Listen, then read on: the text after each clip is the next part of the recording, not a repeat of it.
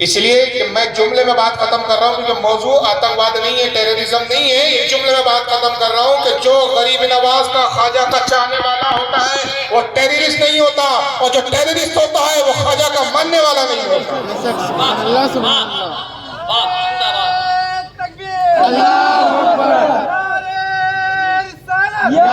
یہ کون لوگ ہیں؟ تو کہتے ہیں کہ جہاد کرو، جو میلاد منا رہے ہیں جب ایسی صورت پیدا ہو جائے کہ میلاد منانے والے میلاد منانے سے باز لائے، رکے نہیں۔ اچھا آپ کر کیا رہے ہیں بھائی؟ کون سا جرم کر رہے ہیں کہ آپ کو اتنا بڑا کافی ڈکلیئر کر دیا گیا کہ جہاد کر دو گیا؟ میں تو یہ کہتا ہوں خدا کی قسم میلاد منا کے آپ توحید کا علم بلند کر رہے ہیں۔ آپ سب سے بڑے موحد ہیں۔ موحد کہتے ہیں توحید کا ماننے والا، اللہ کو ایک جاننے والا۔ وجہ کیا ہے؟ اللہ کی کروڑوں رحمت ہمارے علماء اہل سنت پر جنہوں نے محفلوں کی مجلسوں کو منعقد کیا، میلاد کی محفلوں کا انعقاد کیا، تاکہ محفل میلاد کے ذریعے ہر سال یہ قوم تک میسج جائے، قوم کبھی گمراہ نہ ہو جائے۔ اس لیے کہ پچھلی قوموں کا حال یہ ہوا، حضرت عزیر علیہ السلام کو یہودیوں نے دیکھا، ان کے کمالات دیکھے، 100 سال کے بعد ان کا مر کر دوبارہ زندہ ہونا دیکھا، انہوں نے حضرت عزیر کو خدا کا بیٹا کہہ دیا۔ عیسیٰ علیہ السلام کے معجزات کو دیکھا، خدا کا بیٹا کہہ دیا۔ رسول کے معجزات کو تمام انبیاء سے زیادہ تھے، ڈر اور اندیشہ تھا کہ خدا کا بیٹا یا خدا نہ کہہ دیا جائے، تو ہر سال میلاد منا کے قوم کے ذہن میں یہ عقیدہ راسخ کر دیا گیا، محمد خدا کے بیٹے نہیں، عبداللہ کے بیٹے ہیں، آمنہ کے بیٹے ہیں، عبداللہ عبد المطلب کے پوتے، یہ پیدا ہوئے تھے۔ جو پیدا ہوتا ہے وہ انسان ہوتا ہے، خدا نہیں ہوتا۔ زندہ باد، زندہ باد، زندہ باد، زندہ باد۔ جشن عید میلاد النبی زندہ باد، تو یہ میلاد النبی توحید کا اعلان ہے۔ ہم کہتے ہیں میلاد النبی آ گیا، نبی کی پیدائش کا دن آ گیا، ہمارا نبی پیدا ہوا اور خدا وہ لم یلد ولم یولد، بے شک سبحان نہ وہ اللہ۔ کسی سے جنا گیا نہ اس نے کسی کو جنا، یہ جنے گئے ہیں، یہ خود پیدا ہوئے، ان سے اولادیں پیدا ہوئی۔ حضرت فاطمہ ان کی اولاد ہے، حضرت زینب ان کی اولاد ہے، ام کلثوم ان کی اولاد ہے، حضرت قاسم ان کی اولاد ہے، حضرت محسن ان کی اولاد ہے، اولادیں بھی ہوئی، یہ خود اولاد بن کر بھی آئے۔ جو اولاد ہوتا ہے اور جو صاحب اولاد ہوتا ہے وہ انسان ہوتا ہے، خدا نہیں ہوتا، خدا کا بیٹا نہیں ہوتا۔ تو میلاد نے تو توحید کی بات کی، لیکن یہ جہاد کی بات کر رہے ہیں، عجیب سرفرے ہو گئی۔ اور پھر کہتے ہیں کہ اگر جہاد نہ کر سکو، لڑ نہ سکو تو کیا کرو؟ تھوڑا نیچے کیجیے۔ پھر کہتے ہیں فَمَنْ جَادَهُ بِلِسَانِهِ فَهُوَ مُؤْمِنٌ، زبان سے خلاف بولو ان کے۔ اور ایک طرف کہتے ہیں ہم کسی کو برا نہیں دیں، مگر مولوی جی در دے رہے کہ زبان سے بولو، اور زبان سے بولنے کی بھی ہمت نہ ہو جہاں سنیوں کی میجارٹی ہو، سنیوں کی تعداد زیادہ ہو، تم کم ہو، جوتے پڑنے کا ڈر ہو، تو پھر وہاں کیا کرو؟ زبان سے نہیں بول سکتے، طاقت سے نہیں لڑ سکتے۔ فَمَنْ جَادَهُ بِقَلْبِهِ فَهُوَ مُؤْمِنٌ، اپنے دل میں، قلب میں نفرت رکھو۔ یہی لفظ ہے کہ میں اپنی طرف سے بول رہا ہوں، لب و لہجہ تھا ان کا، دیکھا نا چہرہ کیسا بنا کے بول رہا تھا۔ نفرت رکھو ان سے، یعنی میلاد منانا اتنا بڑا گناہ ہو گیا کہ آپ سے نفرت کا حکم ہو، اور تم نبی کی توہین کرنے کے بعد اگر ہمارے علماء کہ ان سے دور رہو تو تم ہمارے علماء کو بدنام کرنا شروع کرتے ہو، کہ صاحب اختلاف کی بات کرتے ہیں، بانٹنے کی بات کرتے ہیں۔ حالانکہ اب یہاں پر میں تھوڑی سی علمی بات کر رہا ہوں، اس کو سمجھے، جواب بھی علمی ہونا ضروری ہے، کہ میلاد النبی کو سبھی بدعت کہتے ہوئے آ رہے، ذاکر نائک نے بھی بدعت کہا، یہ بھی بدعت کہتے ہیں۔ ان بیچاروں کو بدعت کی تعریف ہی نہیں معلوم۔ میرا تو چیلنج ہے کہ اگر واقعی کسی اہل حدیث کی ماں نے اس کو اپنا سچا بیٹا جنا ہے تو وہ صرف بدعت پر مجھ سے مناظرہ کر لے۔ میں انہی کے گھر کی ایک کتاب دکھا رہا ہوں، انہی کے گھر کی، انہی کے مولوی کی۔ پہلے اپنے گھر کا جائزہ لے لو تو تمہیں کچھ پتا چلے، پڑھتے لکھتے کچھ ہو نہیں، صرف ان کی نمازیں اور یہ ہار بھر کی لمبی داڑھی دیکھ کے چلے جاتے ہوں گے۔ تو جو داڑھی بڑی ہے تو صاحب بل بھی بہت زیادہ ہوتا ہے۔ یہ کتاب ہے میرے سامنے، آپ کے سامنے میں دکھا رہا ہوں، مجموع الفتاوی، علامہ ابن تیمیہ کی کتاب ہے، 661 ہجری میں پیدا ہوا، غیر مقلد نام نہاد اہل حدیث کو شیخ الاسلام، امام العصر اور دنیا بھر کے القاب دیتے ہیں، سب سے بڑا عالم جانتے ہیں۔ کئی جلدوں میں اس کی کتاب ہے مجموع الفتاوی، اس کی جلد نمبر 18 ہے، صفحہ نمبر 198۔ بدعت کی تعریف ابن تیمیہ نے کیا کی؟ یہ تمہارے گھر کا مولوی ہے، میں وہ ان محدثین کے حوالے نہیں دکھا رہا ہوں کہ جن محدثین کو ہم بھی مانتے تم بھی مانتے، میں اس کو دکھا رہا ہوں جس کو تم ہی مانتے ہو۔ آئیے بدعت کی تعریف وہ کیا کرتے جناب ابن تیمیہ صاحب، کہتے ہیں والبدعت ما خلافت الکتاب والسنت او اجماع سلف الائمہ من الاعتقادات والعبادات۔ کہتے ہیں بدعت اس کو کہتے ہیں جو سنت، نبی کی سنت، کتاب قرآن عظیم، نبی کی سنت، اجماع اور سلف صالحین کے اعتقادات اور عبادات کے مخالفت کرے اس کو سنت کہتے ہیں، اس کو بدعت کہتے ہیں۔ بدعت کس کو کہتے ہیں؟ ہر نئے کام کو بدعت نہیں کہتے۔ یہ وہاں بڑے کیا چالاکی کرتے، نبی نے میلاد منایا کیا، صحابہ نے میلاد منایا کیا، کیا صحابہ نے جلوس نکالا کیا؟ یہ بدعت کی تعریف نہیں ہے کہ جو کام صحابہ نے نہیں کیا، رسول نے نہیں کیا، وہ بدعت ہو گیا۔ نہیں، تمہارے ابا جان ابن تیمیہ کہہ رہے اس کو بدعت نہیں کہتے، بدعت اس کو کہتے ہیں جو سنت سے ٹکرائے، جو قرآن سے ٹکرائے۔ مجھے بتاؤ جلوس نکالنا قرآن کی کس آیت سے ٹکرا رہا ہے؟ یہ بتانا اب تمہاری ذمہ داری۔ جلوس نکالنا، میلاد کی محفل منعقد کرنا، نبی کی پیدائش کا تذکرہ کرنا، بتاؤ رسول کی کون سی سنت اور حضور کے کون سے افعال اور اقوال سے ٹکرا رہا ہے؟ مجھے وہ دکھاؤ۔ قیامت تک نہیں دکھا سکتے۔ کیوں؟ اب آئیے معتبر اور مستند امام کا بھی قول میں پیش کر دیتا ہوں، یہ بھی بدعت کی تعریف کیا بیان کرتے ہیں۔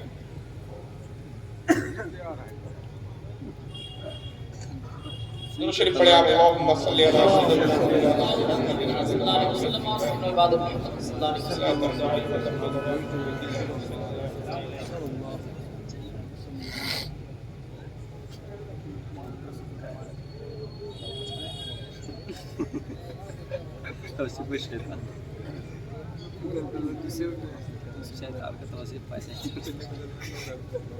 میرے وہ اسکین میں چلیے کوئی بات نہیں، دوسرا حوالہ دیکھ لیجیے۔ درود شریف پڑھیں آپ، اللہم صلی علی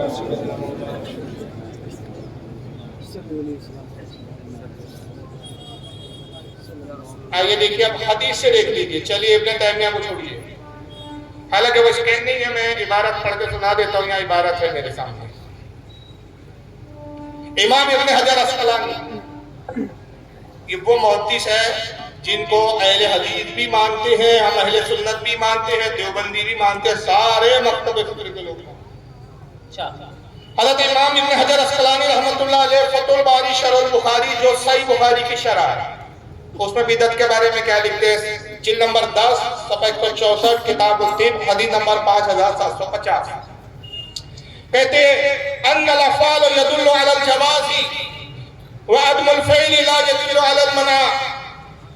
کہتے ہیں کہ کسی کام کو اگر رسول نے نہیں کیا، صحابہ نے نہیں کیا، اس سے صرف یہ ثابت ہوتا ہے کہ وہ کام سنت نہیں۔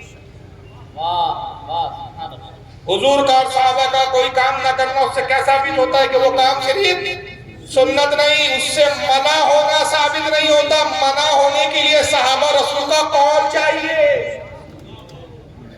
بہت جامع تعریف ہے یہ، اس کی اہمیت کو جو سمجھ گیا نا تو وہ مناظرے جیت لیں ان سے، یہ سنیوں کو یاد رکھنے والی چیز ہے۔ منع ہونے کی دلیل چاہیے۔ مثال کے طور پہ آپ کو سمجھانے کے لیے کہتا ہوں، صرف حضور نے نہیں کیا، صحابہ نے نہیں کیا، اس کام سے بدعت نہیں ہو جاتا۔ جیسے آئس کریم وہاں پر ہم کھاتے ہیں کہ نہیں کھاتے ہیں؟ اور رسول اللہ نے آئس کریم کھائی ہے۔ اب کوئی کہے جناب آئس کریم کھاؤ مت آپ، یہ رسول نے کبھی آئس کریم نہیں کھائی۔ ہم کہیں گے حضور کا نہ کھانے سے صرف یہ ثابت ہوا کہ سنت نہیں ہے۔ اگر حضور آئس کریم کھاتے تو سنت بن جاتا۔ ماشاءاللہ، سبحان اللہ۔ حضور نے نہیں کھایا تو سنت نہیں ہے، منع ہونے کی دلیل نہیں۔ منع تو ہے، اس کی دلیل دینا تیرے ذمہ ہے کہ آئس کریم میں ایسی کیا چیز ملی ہے کہ جو ناجائز اور ناپاک ہے، جس کی وجہ سے نہیں کھانا چاہیے، وہ ثابت کر۔ اب اور ہم بریانی کھاتے ہیں، کوئی ایسا بریانی کیوں کھا رہے ہو؟ رسول اللہ نے کبھی بریانی نہیں کھائی۔ ہم کہیں گے نبی کا نہ کھانا اس کے ناجائز ہونے کی دلیل نہیں۔ کیوں؟ یہ امام ابن حجر اسقلانی کے امام بتا رہے ہیں، بڑے بڑے ائمہ نے بدعت کی تعریف کی ہے۔ اب اس کی دلیل آئیے حدیث سے سن لیجیے۔ اب نبی کا قول سن لیجیے، آپ کے سامنے اسکرین پر سنن ابن ماجہ سیاہ ستہ کی کتابوں میں سنن ابن ماجہ اب باب الیتیمہ کھانے پینے کا بیان حدیث نمبر 3366 3366 نمبر کی حدیث ان سلمان الفارسی رضی اللہ تعالیٰ عنہ، حضرت سلمان فارسی سے روایت ہے، قال سئل رسول اللہ صلی اللہ علیہ وسلم، حضرت سلمان فارسی کہتے ہیں رسول اللہ سے سوال کیا گیا، حضور سے صحابہ نے پوچھا عن السمن والجبن والفرا، صحابہ نے عرض کیا اللہ کے نبی صلی اللہ علیہ وسلم بتائیے پنیر کھانے کے بارے میں کیا حکم ہے؟ اتفاق کی بات آج پنیر ہی کھایا ہے، پنیر پسند ہے میرے مہربانوں نے اللہ کا اچھا ہے کہ پنیر ہی کھلایا۔ پنیر کے بارے میں سوال ہوا، حضور پنیر کھانے کے بارے میں کیا فرماتے ہیں؟ گھی کھانے کے بارے میں کیا کہتے ہیں؟ فرا کے ترجمے بہت سارے ہوئے جو زیادہ تر علماء جس ترجمے کی طرف گئے، اور میں نے جو لغتوں میں دیکھا فرا کے معنی وہی میں ترجمہ کر رہا ہوں، چمڑے کا لباس، جانور کے چمڑے کا لباس۔ ایک لباس کپڑے کا ہوتا ہے، ایک ہوتا ہے جانور کے چمڑے کا، ٹھنڈیوں کے اندر استعمال کرتے ہیں۔ اللہ کے نبی جانور کے چمڑے کا لباس کے بارے میں آپ کا کیا حکم ہے؟ پنیر کھانے کے بارے میں کیا حکم ہے؟ گھی کھانے کے بارے میں کیا حکم ہے؟ حضور نے کیا جواب دینا چاہیے مجھے بتائیے؟ حضور نے سیدھا سیدھا یہ جواب دینا تھا جائز ہے یا ناجائز ہے۔ حضور ناجائز کہہ دیتے ناجائز ہو جاتا، حضور جائز فرماتے تو جائز ہو جائے، لیکن نبی نے جائز اور ناجائز کا جملہ نہیں کہا، ایک اصول اور ضابطہ دے دیا۔ نبی کی نگاہ دیکھ رہی تھی 14 سال کے بعد ایسے بیوقوف آنے والے جو بدعت کی تعریف ہی نہیں سمجھ سکے گی، تو آقا نے ایک اصول دے دیا کہ ایک ضابطہ اصول دے رہا ہوں، اس اصول پر بدعت ہے یا نہیں اس کو پرکھو۔ کیا فرمایا آقا نے؟ قال الحلال ما احل اللہ فی کتابہ والحرام ما حرم اللہ فی کتابہ وما سقط عنہ فهو مما عفا عنہ۔ آقا نے کہا جو کچھ حلال کیا اللہ نے اس کو اپنی کتاب قرآن میں بیان کر دیا، جو کچھ حرام کیا اللہ نے اس کو بھی اپنی کتاب قرآن میں بیان کر دیا، اور جس کے بارے میں اللہ رسول خاموش رہے کوئی حکم نہ وہ تمہارے لیے جائز ہے۔ تو اب میلاد منانا ناجائز ہے تو رسول نے کہا میلاد حرام کا تو دکھا، نبی نے کہا حرام کا تو دکھا، نبی اور اللہ نے جس کو حرام نہیں کہا حدیث کے مطابق وہ جائز ہے، اور تو اس کو حرام کہہ کے اللہ رسول ہونے کی دعویٰ کر رہا ہے، تو خدا ہونے کا دعویٰ تو رسول ہونے کا دعویٰ۔ حقیقت یہ ہے کہ اللہ کے رسول اصول دے رہے ہیں کہ جو جائز ہے قرآن میں ہے، ناجائز ہے قرآن میں، اور جس کے بارے میں نبی کچھ فرمائی نہیں، اللہ کچھ بیان ہی نہ کرے وہ تمہارے لیے کیا ہے؟ معاف ہے، مباح، جائز۔ تو اب ناجائز امام غزالی رحمۃ اللہ علیہ کی حدیث کے مطابق سے حیاء العلوم میں فرماتے ہیں کہ جو کسی کام کو ناجائز کہتا ہے اس کے ذمے ہے کہ وہ ناجائز کی دلیل پیش کرے جائز ہونے کے لیے، اسی قدر کافی کہ اللہ رسول نے اس کو روکا ہے، ورنہ وہ کام پھر وہابی بھی کرتے ہیں دلیل دے دے اور دین سمجھ کے کرتے ہیں۔ کیا کر سمجھ کے کرتے ہیں؟ دین سمجھ کے۔ مجھے بتاؤ یہ وہابی مدرسہ بناتے ہیں کہ نہیں بناتے؟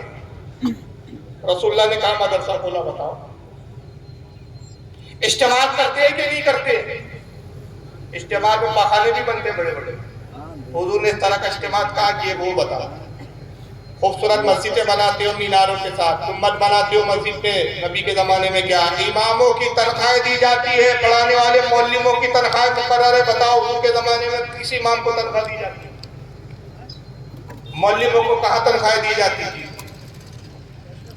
قرآن میں زیر و زبر کیے گئے، اعراب لگائے گئے، حضور کے زمانے میں نہیں تھا۔ سعودیہ میں تہجد کی اذان ہوتی ہے، حضور کے زمانے میں نہیں دی گئی، مگر تم یہ سب ثواب سمجھ کے کرتے ہو، تو پھر بتاؤ کہ اس کی کیا تمہارے پاس دلیل ہے؟ ہم اس کو ناجائز اس لیے نہیں کہتے کہ ہمارے پاس تو اصول ہے کہ بھائی جس کام سے اللہ رسول منع نہ کرے وہ تمہارے لیے جائز ہے۔ لیکن دیکھیے جب اس طرح کے بدعت کی تعریفوں سے بھی کام نہیں بنتے ان کے، تو پھر ایک نیا طریقہ لاتے ہیں۔ اب وہ بھی بڑا عجیب ڈھنگ لایا، ذرا سن لیجیے۔ ان کا نام ہے مرزا عمران سلفی، برادر عمران بولا جاتا ہے، حالانکہ برادر ہونے والی کوئی کوالٹی نہیں ہے، ان میں سسٹر ہونے والی کوالٹی بہت اچھی ہے، اس لیے کہ حیدرآباد کے رہنے والے ہیں، بہرحال حیدرآباد میں جانے سے پہلے ان کو باقاعدہ پیغام بھی آیا ہم آ رہے ہیں، کوئی وقت نکالیے تاکہ آپ اور ہم بیٹھ کے کچھ مسائل میں گفتگو کریں۔ تو انہوں نے کہا نہیں نہیں نہیں، ہم وہ ایسے ٹائم پہ دوپٹہ اوڑھ لیتے جو کہ ہم پردہ والی خواتین۔ اب انہوں نے میلاد کو ناجائز و حرام کہنے کے لیے ایک حدیث سنائی، ذرا حدیث سن لیجیے۔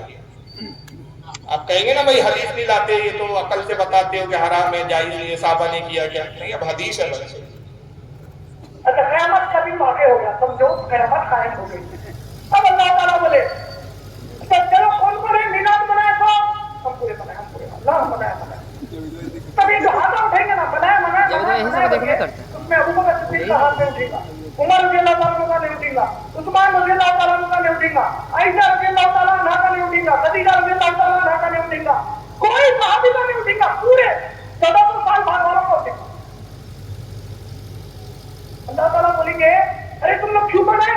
अल्लाह हमारे नबी से मोहब्बत थी, आशिक़ रसूल से बनाए।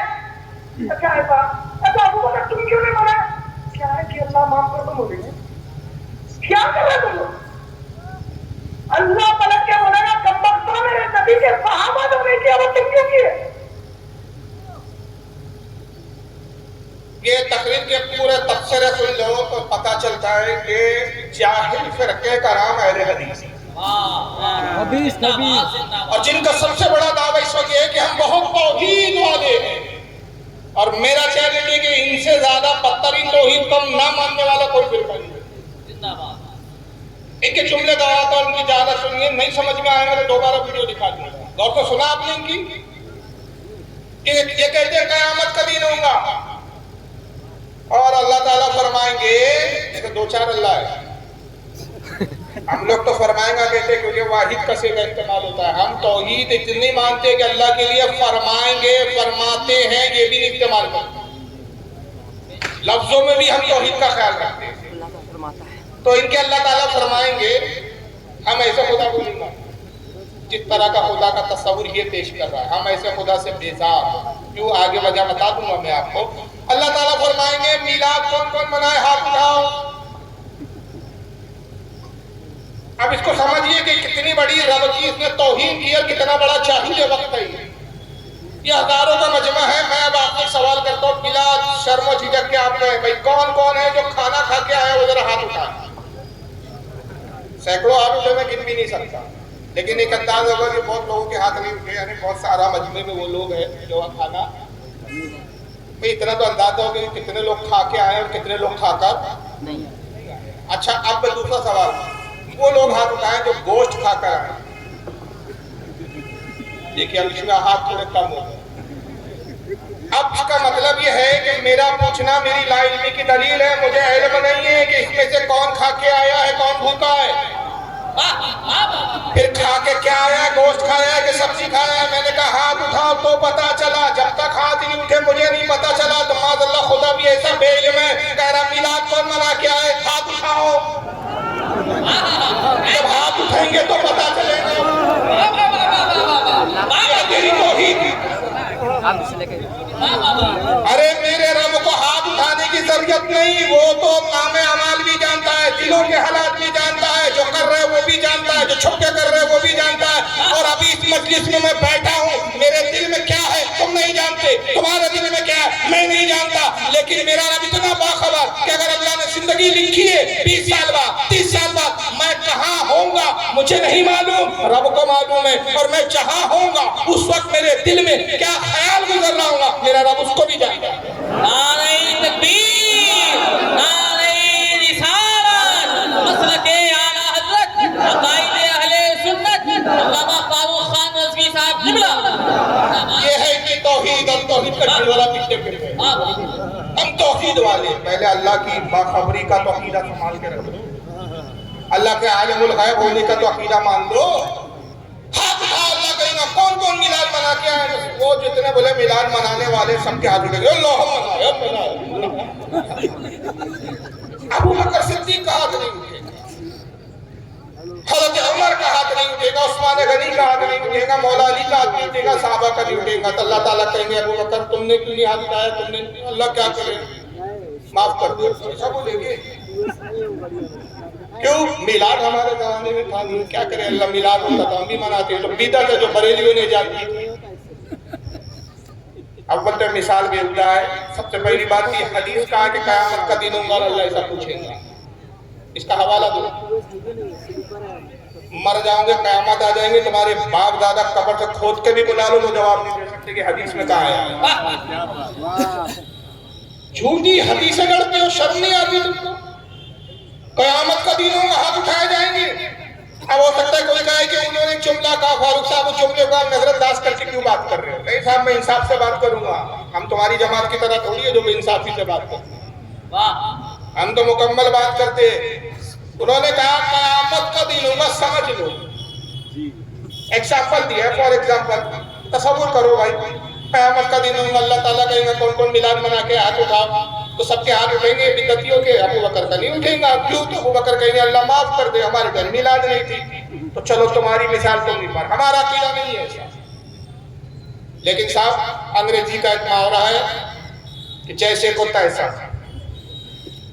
سمجھ رہے نا، جیسے کو تیسا، اس اعتبار سے میں تمہاری مثال تم پہ فٹ کر رہا ہوں۔ قیامت کا دن ہوگا، اللہ تعالیٰ پوچھے گا کون کون بخاری پڑھ کے آیا، ہاتھ اٹھاؤ، تو سارے غیر مقلد اہل حدیثوں کا ہاتھ اٹھائیں گا، اے اللہ بخاری، بس بخاری بخاری بخاری، ہم بخاری والے، ہم بخاری والے۔ ابو بکر کا نہیں اٹھیں گا، عمر کا نہیں اٹھیں گا، اے عمر ابو بکر کیوں؟ کیا کرے اللہ، بخاری ہمارے زمانے میں تھی نہیں۔ کون کون 40 دن کے چلے کاٹ کر آیا، اے اللہ 5 چلے میرے، اے اللہ 6 8 چلے، میں چلہ، اے چلہ چلہ چلہ ہوگا، چلہ چلہ۔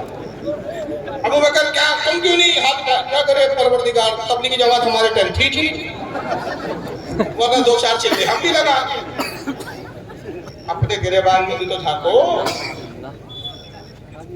بریلیوں کو ہی بولنا آتا ہے، یہی وجہ ہے کہ تمہارے مولوی سامنے ہی نہیں بیٹھتے۔ ہم بولتے کوئی جھگڑا پڑ گیا یار، میں تو سمجھ ہی نہیں پایا 2 مولوی بیٹھ کے جھگڑا کیسے لڑیں گے یار، جھگڑا لڑنے تو مولوی نہیں تھی، گنڈے ہے پھر وہ، حوالی ہے وہ۔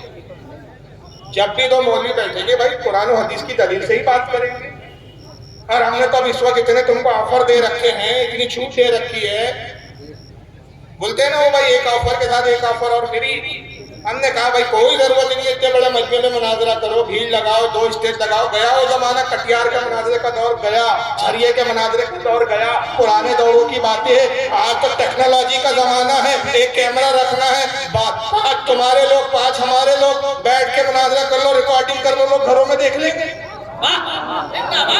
کوئی جھگڑا نہیں، کوئی لا اینڈ آرڈر کی کوئی ضرورت نہیں، سب اپنی اپنی جگہ برابر، لیکن تیاری نہیں ہوتے ان کے مولوی۔ اب دوسرا اس میں کفر، اس نے اور ایک بکا وہاں پر، اس کی توحید ہی خراب ہے پکی کی۔ دوسرا کفر کیا بکا اس نے کہ جب ابو بکر اور ان کا ہاتھ نہیں اٹھے گا تو اللہ پلٹ کر بولیں گے، دیکھو جملے سن کر ورنہ بولیں گے آپ الزام تو نہیں لگا رہے۔ قیامت قائم ہو گئی، اب اللہ تعالیٰ بولے چلو کون کون ہے میلاد منائے تو اللہ منائے، تبھی جو ہاتھ اٹھیں گے نا منائے بول کے، اس میں ابو بکر صدیق کا ہاتھ نہیں اٹھے گا، عمر رضی اللہ تعالیٰ کا نہیں اٹھے گا، عثمان نہیں اٹھے گا، پورے 1400 سال بعد والوں کا اٹھے گا، 1400 سال بعد والوں کا اٹھے گا۔ اللہ تعالیٰ بولیں گے ارے تم لوگ کیوں منائے، اللہ ہمارے نبی سے محبت تھی، آج جس رسول سے منائے۔ اچھا ایسا، اچھا ابو بکر تم کیوں نہیں منائے؟ کیا ہے کہ اللہ معاف کر، تم بولیں گے کیا کر رہے تم لوگ؟ اللہ پلٹ کے بولے گا کم وقتوں میرے نبی کے صحابہ جو نے کیا، اللہ پلٹ کر بولے گا کم وقت ہو۔ ابھی میں آپ کے سامنے دیکھ رہا ہوں، پیچھے کیا ہو رہا ہے مجھے نہیں معلوم، آپ پلٹ کر دیکھو گا۔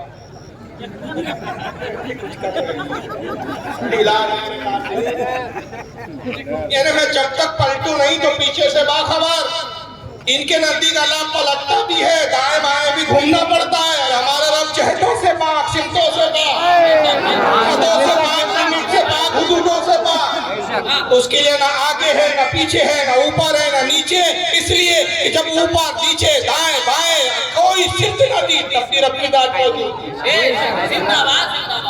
یہ ہے ہم سنیوں کی توحید۔ تم کیا بات کرو گے توحید پر؟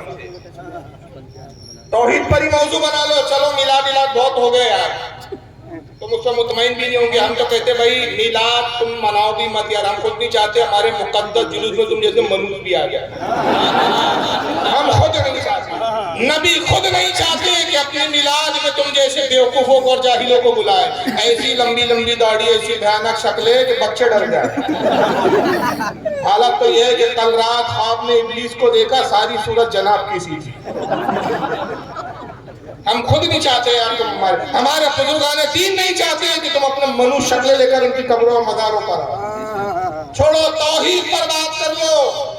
میں چیلنج کر رہا ہوں یہاں کے غیر مقلدوں کو اگر شوق ہو تو صرف توحید کا موضوع بنا لو, اور تمہیں چیلنج ہے کہ تم بریلیوں کو مشرک ثابت کر دو اور میں تمہاری کتابوں کے حوالے سے تمہیں مشرک ثابت کرتا ہوں. نعرہ تکبیر, نعرہ رسالت, مسلک اہل سنت, علماء اہل سنت, علامہ فاروق خان رضوی. تو یہ اندازہ لگائیے آپ ان حضرات کا کہ سنی عوام کو اپنے فرقے میں ورگلا کے لانے کے لیے کیسے کیسے ہتھ کنڈے چلتے ہیں. صحابہ نے نہیں منایا, انہیں منایا. آئیے میں دو چار, میرے پاس حوالے بہت اور وقت اتنا ہے نہیں. سب سے پہلے تو اگر قرآن سے ثابت کروں تو قرآن کے میرے پاس اس وقت 11-12 آیتیں ہیں رسول کی پیدائش کی نسبت سے جس میں میلاد کا ذکر ہے. میلاد کے معنی حضور کی پیدائش کا ذکر, اسی کو میلاد کہا گیا. اور اگر حدیث کی بات کریں تو اتنی حدیثیں ہیں. حضرت ابو امامہ سے روایت ہے, کہتے قلت یا نبی اللہ. حضرت ابو امامہ صحابی کہتے میں نے رسول اللہ سے عرض کیا ما کان اول بادی امری, اللہ کے نبی اپنی پیدائش کے بارے میں کچھ بتائیے, اپنی میلاد کا ذکر کیجئے. یہ حضرت ابو امامہ حدیث کے راوی حضور سے خود پوچھ رہے ہیں یا اپنی میلاد کا ذکر کیجئے, آپ کیسے پیدا ہوئے, آپ کی تخلیق کیسے ہوئی, وہ بتائیے. قال دعوت ابی ابراہیم. ابو امامہ سن, میں ابراہیم کی دعا ہوں. کون سی دعا؟ ابراہیم خانہ کعبہ تعمیر کر رہے تھے, اور جب کعبے کی تعمیر مکمل ہوئی رب نے فرمایا ابراہیم جاؤ جبل ابو قبیس پر جاؤ, نعرہ لگاؤ, اعلان کرو کہ اللہ کا گھر تعمیر ہو گیا, زیارت کے لیے آؤ. کیا اعلان کیا؟ کوئی بھی نہیں آیا, تھا ہی نہیں کوئی آس پاس. عرض کیا مولا میں نے آواز لگائی, کوئی نہیں تھا. رب نے فرمایا تم نے آواز لگائی, آواز لگانا تیرا کام تھا, اور جن کے نصیب میں حج تھا ان تک یہ پہنچانا میرا کام تھا. سبحان اللہ, سبحان اللہ. اے ابراہیم میں نے ان لوگوں کا آواز پہنچا دی جو اپنی ماں کے بطنوں میں ہیں, جو عالم ارواح میں ہے, جن کی روحیں, جنہوں نے لبیک کہا ان کی قسمت میں نے اس گھر کی زیارت کی. اور کہا ابراہیم تو اس بات پر غمزدہ ہے کہ تیری آواز پر کوئی نہیں آیا, میں ایک ایسا آخری نبی بھیجوں گا کہ جس کی قوم, جس کی امت ایسی تعداد میں خانہ کعبہ کی زیارت کے لیے آئیں گی کہ کعبۃ اللہ کبھی خالی نہیں ہوگی. ہزاروں کی تعداد, لاکھوں کی تعداد میں. عرض کیا مولا اس امت کے اوصاف بتا, اس نبی کے اوصاف بتا. اللہ نے فرمایا ابراہیم بس یہ جان لے کہ سب سے افضل ترین امت ہوں گی, بھیجوں گا سب سے آخر, جنت میں سب سے پہلے داخل کروں گا. ابراہیم اس امت کا حال یہ ہے کہ اس میں جو نبی مبعوث کروں گا محمد صلی اللہ علیہ وسلم کو, محمد وہ ہے کہ انہی کے سبب سے میں نے ساری کائنات کی تخلیق کی. لولا کلمہ خلقت الافلاق. اے ابراہیم اگر اس ذات کو پیدا کرنا مقصود نہ ہوتا میں کائنات کی تخلیق نہ کرتا. جو سب سے افضل و ترین محمد اور سب سے افضل و ترین اعلیٰ ہوں گے, پاک صفات ہوں گے, پاک بطنوں سے مولود ہوں گے, ان سے بڑا عظیم کوئی نبی ہوا نہ ہوگا. اے ابراہیم میرے سب سے زیادہ محبوب وہی ہے. جب بہت تعریفیں کی, اوصاف بتائے, سارے حدیثوں میں آئے ہیں. حضرت ابراہیم نے رسول اللہ کے اوصاف سنے, سجدے میں گر گئے, دعا کی مولا اس محمد کو میری نسل میں پیدا کر. اور آپ نے دعا قبول کی, آپ کے بیٹے اسماعیل کی نسل میں پیدا ہوئے. اس کی طرف اشارہ کر رہے آقا کہتے قال دعوت ابی ابراہیم, میں ابراہیم کی دعا.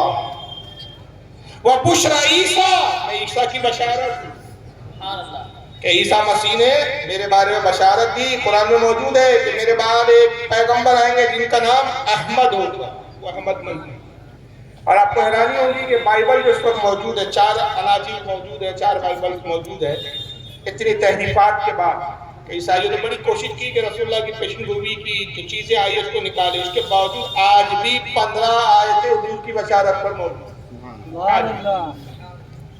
تو حضور کہتے ہیں وبشرى عیسیٰ, میں عیسیٰ کی بشارت ہوں. ورأت أمي أنه يخرج منها نورا أضاءت منه قصور الشام. اور میری ساتھ وہ ہے کہ جب میں مولود ہوا تو ایسا نور ظاہر ہوا کہ اس نور کی روشنی میں میری ماں بی بی آمنہ نے ملک شام کے محلات کو دیکھ لیا. اس حدیث کو امام محمد ابن حنبل نے لکھا, اس کو امام ابن سعد نے لکھا ہے طبقات الکبریٰ میں, امام طبرانی المعجم الکبیر میں لائے ہیں, امام حاکم المستدرک میں لائے ہیں, امام بہقی دلائل النبوہ میں لائے ہیں, امام سیوطی جامع صغیر میں لائے ہیں.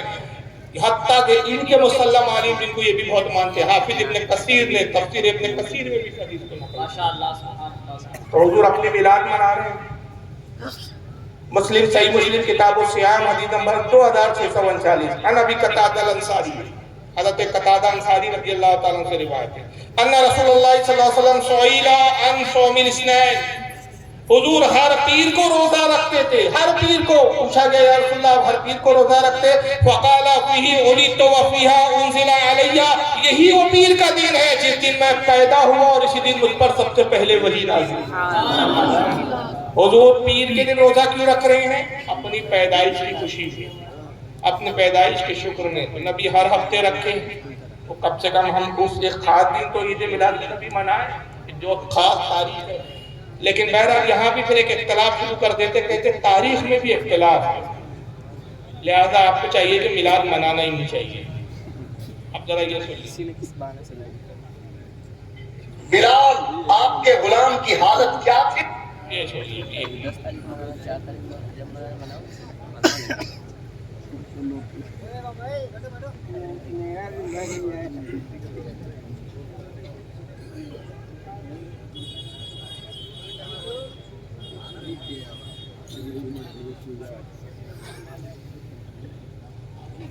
ولادت میں تو اختلاف ہے میں نے ابھی آپ سے کہا تھا نا شکلیں ایسی ہے کہ بچے لے کر رات میں ڈر جائیں جھوٹ کہا تھا